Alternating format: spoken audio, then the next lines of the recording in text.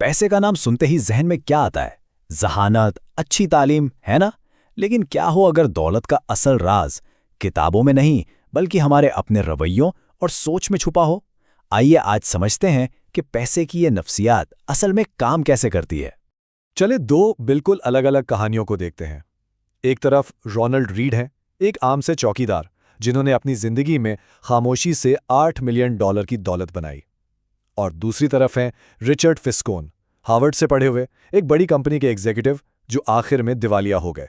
تو سوال یہ اٹھتا ہے کہ بھئی یہ ہوا کیسے؟ ایک شخص جس کے پاس بظاہر کوئی خاص تعلیم یا موقع نہیں تھا وہ اتنا کامیاب کیسے ہو گیا، جبکہ دوسرا جس کے پاس دنیا کی ہر سہولت تھی وہ سب کچھ گنوا بیٹھا؟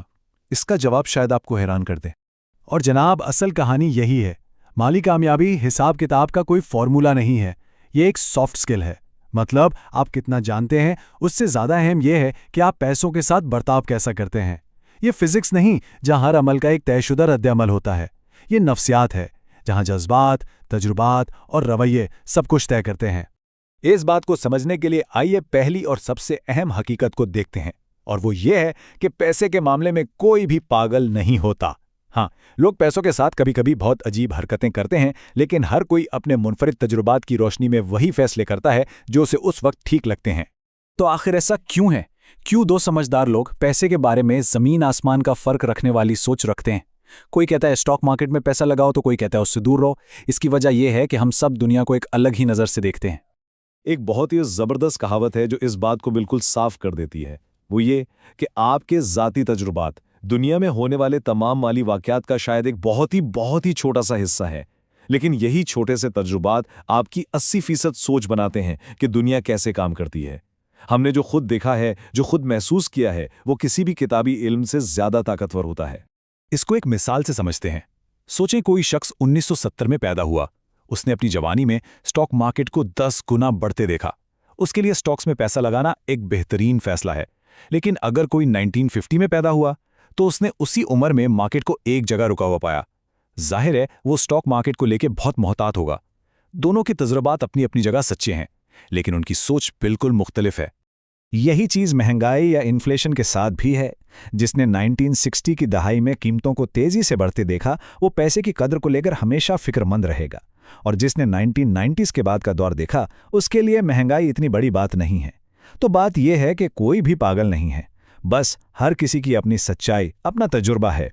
چلیں اب دوسری بڑی حقیقت کی طرف چلتے ہیں، اور وہ ہے قسمت اور رزق کا کردار۔ یہ وہ دو طاقتیں ہیں جنہیں اکثر نظر انداز کر دیا جاتا ہے۔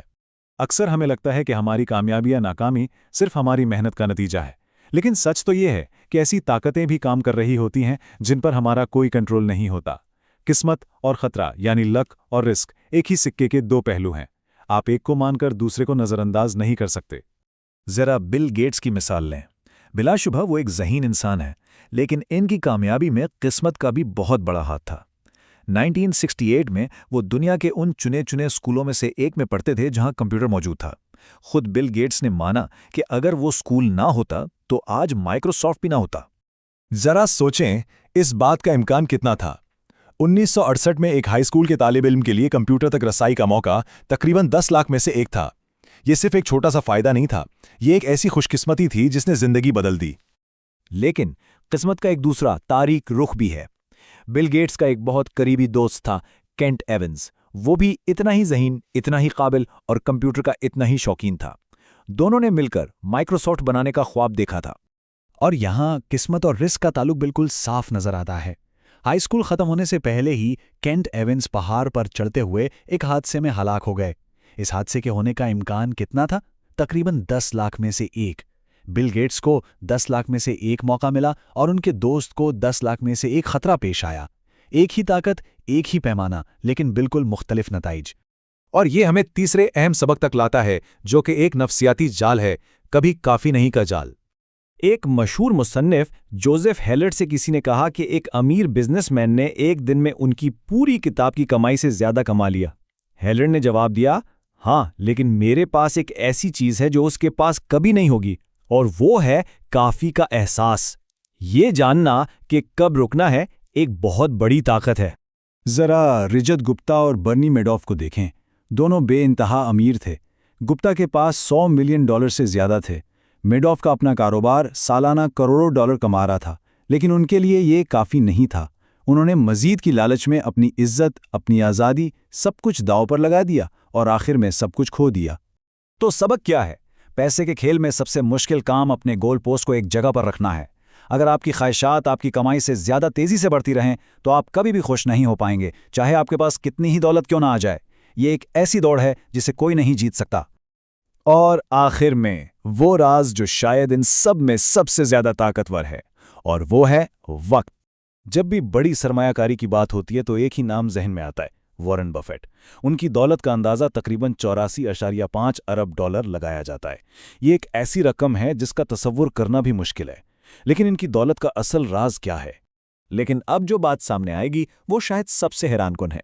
वॉरेन बफेट की इस 84.5 अरब डॉलर की दौलत में से तकरीबन 96% उनकी 65वीं सालगिरह के बाद बनी है। जी हां, उनकी दौलत का बड़ा हिस्सा बुढ़ापे में आया। यही है कंपाउंडिंग की ताकत। बफेट की असल सुपर पावर सिर्फ ये नहीं कि वो एक बेहतरीन इन्वेस्टर हैं, बल्कि ये है कि वो तकरीबन 75 साल से एक बेहतरीन इन्वेस्टर हैं। उनकी महारत इन्वेस्टिंग है, लेकिन उनका असल राज वक्त है। उन्होंने अपने पैसों को कई दहाइयों तक बढ़ने का मौका दिया और कंपाउंडिंग ने अपना जादू दिखाया। तो इन तमाम बातों के बाद एक आखिरी सवाल जहन में आता है। अगर सिर्फ ज़हानत या तालीम ही सब कुछ नहीं है, तो फिर पैसे के खेल में सबसे बड़ा असासा क्या है? जवाब आपके रवैये में है। ये समझना कि आपकी अपनी माली दुनिया कैसे काम करती है, किस्मत और रिस्क का एहतराम करना, ये जानना कि कब काफ़ी कहना है, और सबसे बढ़कर खुद को सबसे कीमती तोहफा देना, यानी वक्त।